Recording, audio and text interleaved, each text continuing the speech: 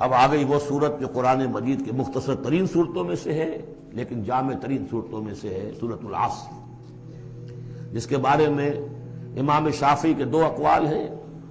ایک یہ کہ لو لم ينزل من القرآن سواها لکفت الناس، اگر سوائے سے ایک صورت کی کوئی اور چیز نازل نہ ہوتی قرآن میں، یہ لوگوں کی ہدایت کے لیے کافی تھی۔ لو تدبر الناس هذه السورة لوسعتهم، اگر لوگ اس پر تدبر کریں، غور و فکر کریں۔ ہمارا جو منتخب نصاب مطالعہ قرآن حکیم کا، اس کا نقطۂ آغاز یہ صورت ہے، اور اس پر میرا کتابچہ بھی موجود ہے، کتاب بھی موجود ہے۔ والعصر، زمانے کی قسم ہے، زمانہ گواہ ہے، پوری تاریخ انسانی اس پر گواہی دے گی۔ ان الانسان لفی خسر، یقیناً انسان خسارے میں ہے، گھاٹے میں ہے۔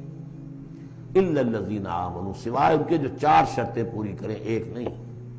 الا الذین آمنوا وعملوا الصالحات وتواصوا بالحق وتواصوا بالصبر، ایمان لائیں، جو اس کائنات کے مخفی حقائق ہیں ان کو سمجھیں، ان کا شعور حاصل کریں، ان کی تصدیق کریں۔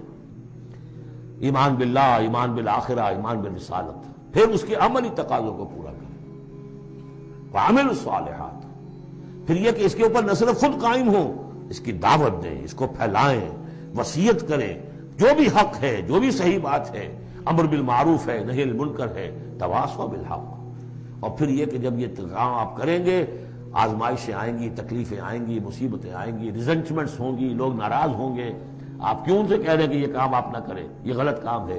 بچوں سے بھی کہہ کر دیکھیے کہ گلی میں مت کھیلو، تم کرکٹ کھیل رہے ہو، کسی گاڑی کا شیشہ توڑو گے تو پھر اپنی عزت بچا کر وہاں سے نکل کر گھر واپس پہنچنا مشکل ہو جائے گا۔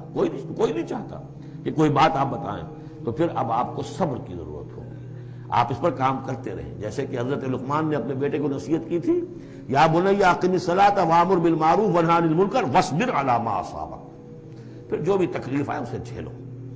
پھر یہ کہ آدمی جو ہے بزدل نہ ہو، تھر دلا نہ ہو، کہ اس قدم سے واپس آ جائے، اس خوف سے کہ کہیں مجھے اس میں کوئی تکلیف نہ آ جائے۔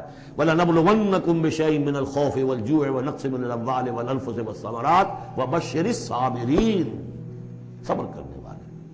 وَالْعَصْرِ إِنَّ الْإِنسَانَ لَفِي خُسْرٍ إِلَّا الَّذِينَ آمَنُوا وَعَمِلُوا الصَّالِحَاتِ وَتَوَاصَوْا بِالْحَقِّ وَتَوَاصَوْا بِالصَّبْرِ۔ اللهم ربنا اجعلنا منهم، اللهم ربنا اجعلنا منهم۔